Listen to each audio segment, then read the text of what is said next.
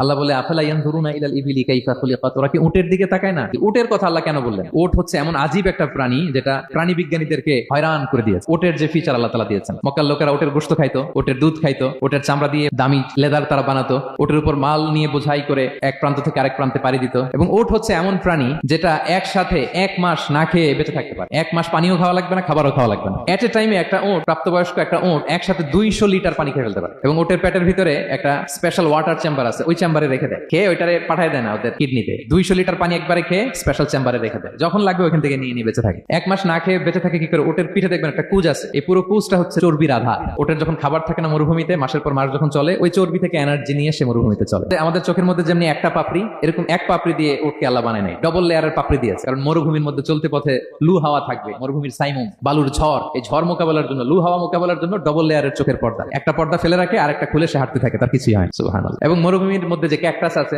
গুলমলতা, বড় বড় কাঁটা জাতীয় গাছ, যেই কাঁটা পৃথিবীর কোনো প্রাণী খেতে পারবে না, কিন্তু একটা উট অনায়াসে খেয়ে ফেলতে পারে। উটের জিহ্বাকে এবং পাকস্থলীকে আল্লাহ এমন স্পেশালি মেড করেছেন, যত কাঁটা দিবেন খেয়ে সাবার, ওর কিছুই হয় না। আর উটকে নিয়ে গবেষণা করলে তো উটের মালিককে খুঁজে পায় তারা।